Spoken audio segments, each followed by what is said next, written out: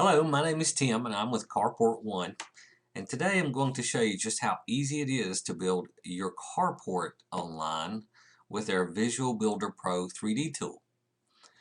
You click on Design Yours Now, a light box will appear and you'll enter your zip code. For this particular building we're going to put it in Tennessee, so I'm going to enter my Tennessee zip code, and as you can see it shows that the zip code is for a Tennessee visitor. You'll then select your installation surface. You have a choice of ground, concrete, asphalt, or wood deck. For this particular carport, I'm going to go with a concrete surface for installation. The next step, you'll choose your building type, and as you can see you have three choices here. You have a carport, a garage, and coming soon the barns. You'll be able to build those online. So I'm going to select carport. Then I'm going to select trim level, and you may ask, what is trim level? Trim level allows you to start off with a basic regular style unit, or the mid-range will allow you to go with a box eave, and it adds some options for you already so that you don't have to add those piece by piece. And if I were to choose a loaded unit, it would load the unit up with some additional options. So for this particular carport, I'm going to go with the mid-range trim level, and you can play around with this. And as you can see, before I proceed further, it shows that I'm in Tennessee, the surface is concrete, it's going to be a carport, and then I'm going to select my dimensions after I select the mid-range, and it shows our trim level down here as a mid-range unit. As far as the dimensions go, I'm going to go with a 22 wide unit. A 20 wide will accommodate two cars, as will an 18, but I want plenty of space between the cars and between the posts of the carport so that I'm not bumping my doors against the other vehicle or against the side post. So I'm going to go with a 22 by 21. That will cover two cars pretty well. If you've got a longer vehicle, you may want to consider going with a 26 long, but you can select your widths and your lengths. I'm going to change this to 26 just to show you how it works. I'm going to come back and change it to a 21. I'm going to stay with a 9-foot side height. So our next step is certification level. As you can see, it's placed the dimensions down here so you can see what you have selected. For our certification options in Tennessee, we can go with a non-certified building. If you're getting a building permit, you'll have to have an engineer certified building. That's what your building inspections departments require. So we're going to select certified, the certified option, because we are going to get a building permit for this building. This option here, the 14 gauge and the 12 gauge, that is the gauge of the steel structure of the carport. You have 14 gauge, which is your standard option. You can choose to go with a 12 gauge option if you'd like. It is heavier and much stronger than the 14, and that's what we're going to select. Then the next step, we're going to view our building. And as you can see down here, it shows you that you've selected a certified building. It doesn't show the frame gauge, but we did pick the 12, and you can see that it has drawn the carport out, and since we selected the mid-range, it's went ahead and put the gables and some side panels on the unit.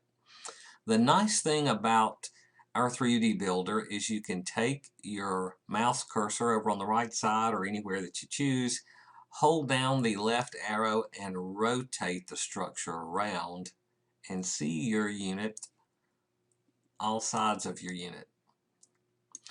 What we have here is hot spots. We have a front wall, a right wall, left wall, a back wall, and a roof option hotspot. That is going to allow you to add or make changes to each area of the carport. So we're going to turn this carport around, and it is the A-frame style carport. I may want to change this to a vertical roof style. In the box eave style, which is what we selected, and as you can see, I'll click on the hotspot. It's clicked on box eave. If I wanted to change it to a vertical roof, I could, and it has changed the orientation of the ridges in the steel panel on the roof to vertical. This is the way that roof panels are installed on homes, and it allows water, snow, leaves, trash, other debris to exit off easily off to the side of the building. In the box Steve style, these ridges will tend to hold some trash and a little water on the roof. So this top of the line series vertical roof is the best roof system that we offer because it doesn't allow the water and the trash to stay on top of the building. Those roof panels are going to last longer.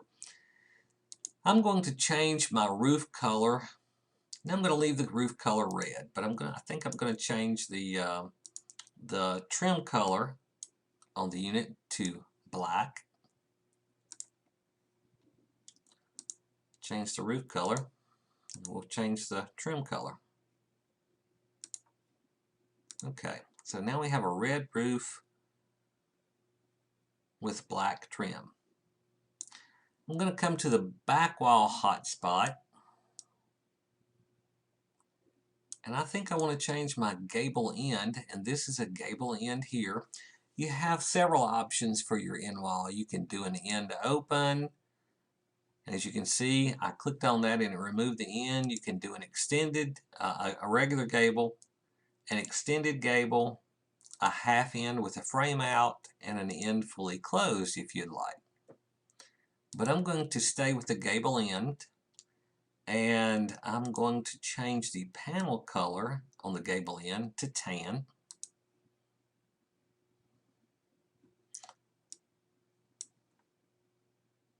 And I can also change the panel orientation to vertical or horizontal. I could choose to add J trim to the unit, but I'm going to stay with the horizontal orientation.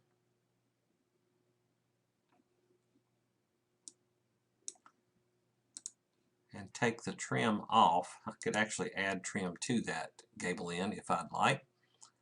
I like the tan, so I'm going to stay with that. I'm going to come to the front wall, click on the hot spot, and change the color to tan.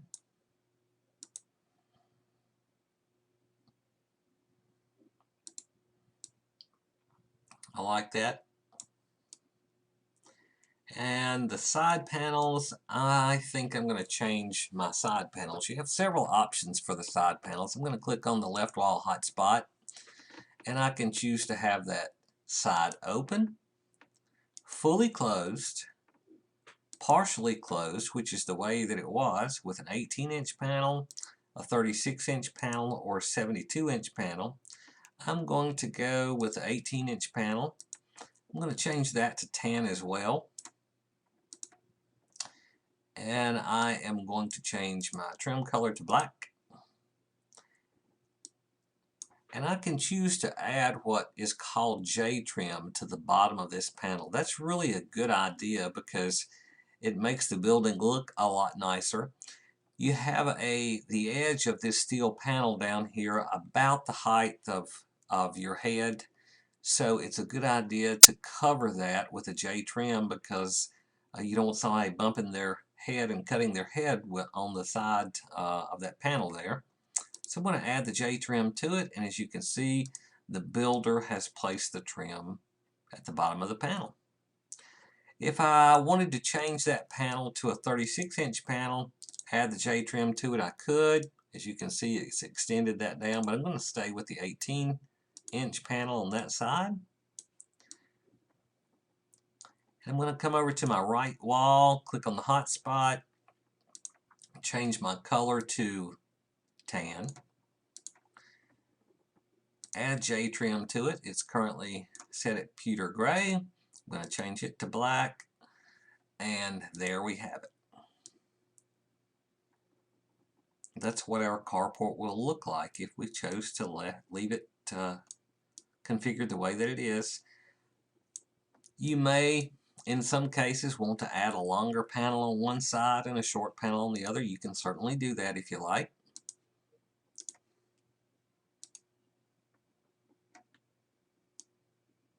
I'm going to change it back to the 18-inch panel with J trim. And our carport is pretty much configured the way that we want it. that's how easy it is to build your carport online at Carport1. Thank you for watching our video.